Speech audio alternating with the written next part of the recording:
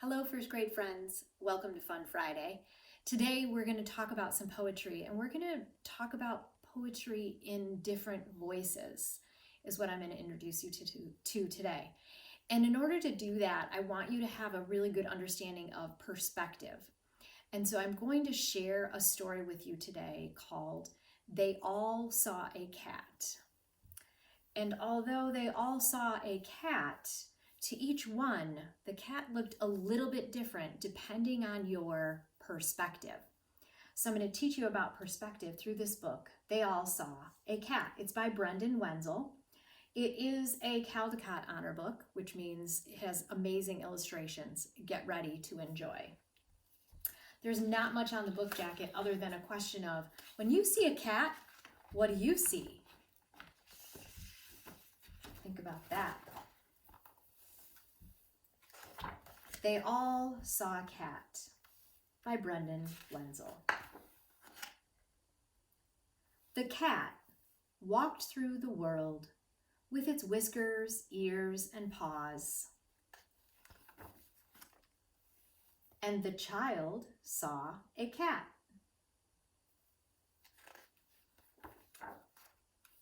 And the dog saw a cat. That's what it looks like through dog's eyes. Aha! And the fox saw a cat. Yes, they all saw the cat. The cat walked through the world with its whiskers, ears, and paws. And the fish saw a cat, right? He's in his fish tank. Looks a little blurry. He's looking through water and glass. Oh my gosh, hilarious. And the mouse saw a cat. Looks terrifying to a mouse. And the bee saw a cat. Do you know why it looks all pixelated like that? A bee has many, many lenses on its eyes, right? So it looks, wow, okay. Yes, they all saw the cat. Looks a little different in everyone's eyes. The cat walked through the world with its whiskers, ears, and paws.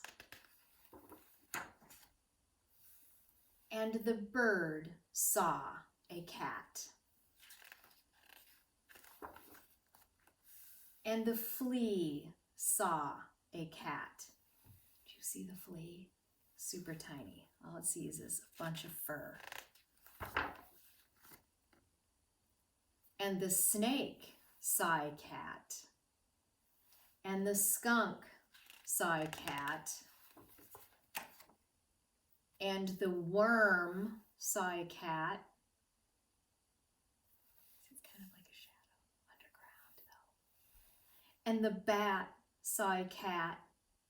Yes, they all saw the cat. Yes, they all saw the cat, saw a cat in all these different ways, right?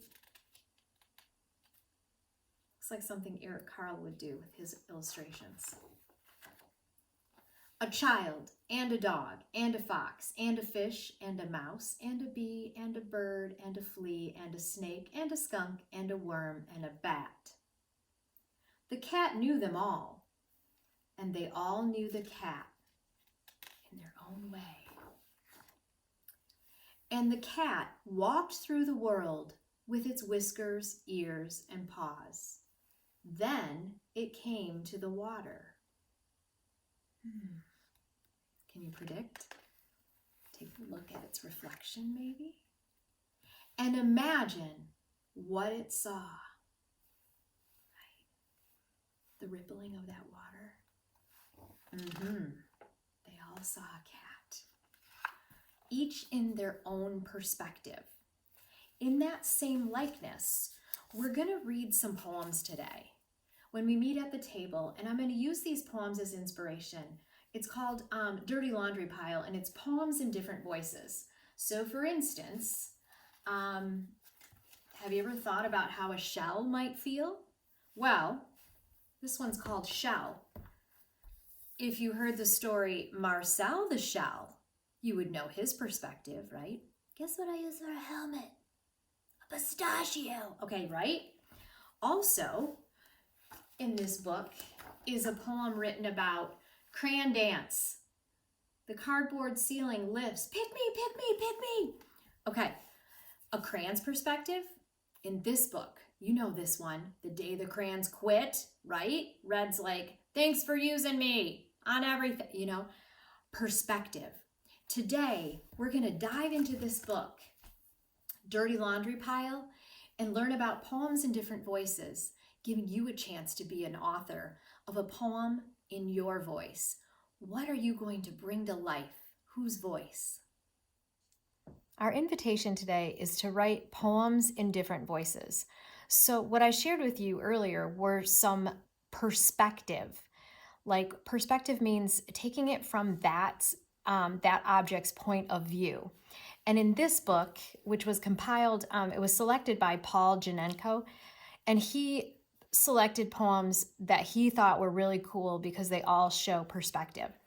I'll show you some examples. So I mentioned Marcel the Shell. That's a thought. I'm not going to read this poem to you, but you could write a perspective from a shell. How would it feel? Are you on the beach? What's happening? Or are you Marcel and you live in someone's house? You know, super silly. Here's one that's called Dirty Laundry Pile, and it's by Marcy Barrick Black. And it's ignore me now on the floor by the door, but you'll notice when I swell by my smell, right? Sometimes dirty laundry can stink, especially hockey equipment. Ew, hockey jerseys. This one is called The Vacuum Cleaner's Revenge. So it's the perspective of a vacuum by Patricia Hubble. I munch, I crunch, I zoom, I roar, I clatter clack across the floor. I swallow twigs, I slurp dead bugs. I suck the cat hair from the rugs. My stomach full of dirt and dust. I gulp another pizza crust. A tiresome life, all work, no play.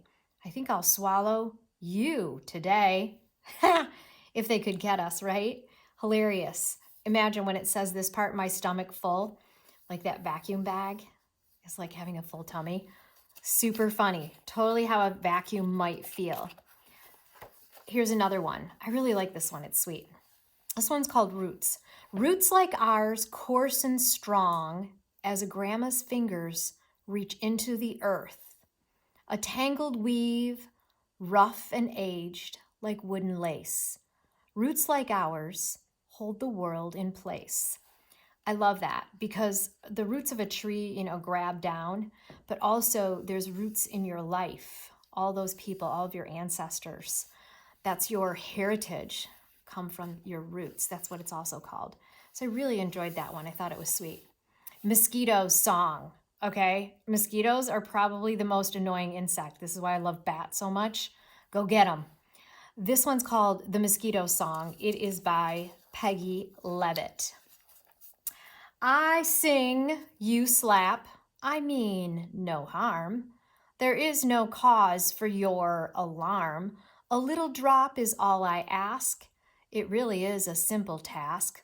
So please hold still at this juncture while I make a tiny puncture. And see how it's written this way? So what's funny is like, it reminds me of an acrostic that it goes like this. The other thing that I'm reminded of when I look at this is kind of a shape poem, how it's shaped like how his little stinger would, and that's what a puncture is, like when they sting you and they poke you with their needle-like nose. Oh my gosh. The mosquito song. That's how they feel. They just want a little bit of your blood. This one's called Turtle in July by Marilyn Singer. Heavy, heavy, hot. Heavy, hot hangs. Thick, sticky, icky. But I lie. Nose high. Cool pool. No fool. A turtle in July. Right? Don't you love this repeating and that way that she it was cumulative in the way that she added on to each one. But yeah, this turtle is loving some July if he's inside a cool pool. Maybe just like us. I loved some of these. So when I was thinking about that, I asked my husband, like, what would you write about? And he said, oh, I would write a little perspective of a drumstick. So this is Drumstick by Mr. Leslie. My husband is a drummer, and so he has a set of drums and drumsticks. So he's writing in the perspective of a drumstick. I'm a drumstick, hits I make, dancing people, rock and roll and shake. In a song, I keep the beat. Drummers are cool. They're really neat. Tap, tap, tap on the drum over there, sometimes flying high in the air. I love my job, yes I do, making music for all of you. Right? Couldn't you hear a drumstick saying this? I'm digging it. So some of the poems that we heard today have rhyme in them and some don't. The one that I'm going to write does not have a rhyme. Sometimes if there's a rhyme or rhythm, it's really fitting for the poem. Mine is called Pennies. So here's what I was thinking about. The other day, Lindsay was cleaning up her room and she found a penny and she actually threw it in the trash. And I was like, what are you doing? Because I am a fan of pennies. So I'm going to write a little poem about pennies today. Just kind of thinking how a penny would feel if it was ever thrown away. Well, first, did you know that there's the phrase, find a penny, pick it up,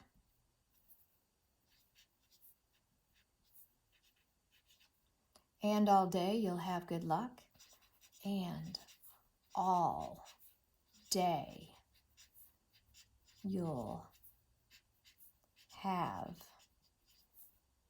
good luck. That's how I feel when I find pennies. But like I said, sometimes,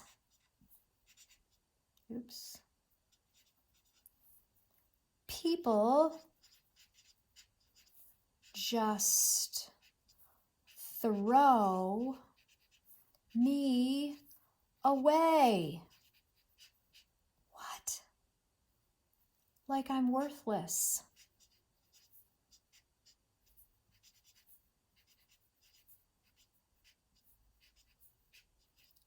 That's what I told Lindsay. Like, that's a penny's worth, has value. So this penny, I know someone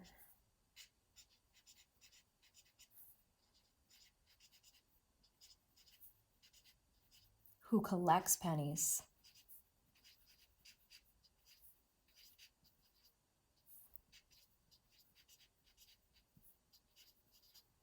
Yeah, her name's Miss DeBoer. And saves them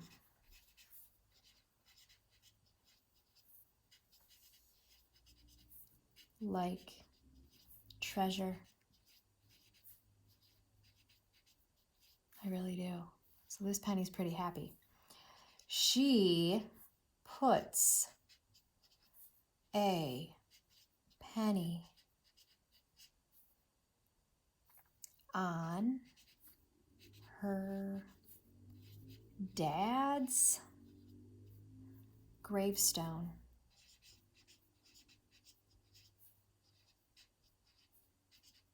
I do.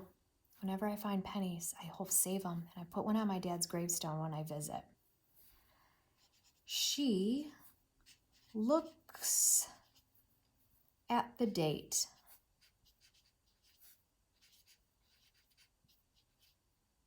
on me and finds a memory. So for instance, when I find a penny that has like 1997, I know that, oh, that's when Connor was born, or 1999 when Lindsay was born, or in, 2012 when I made a new friend, or like I always think of good things that happened during that year. And that's what I think of, because Pennies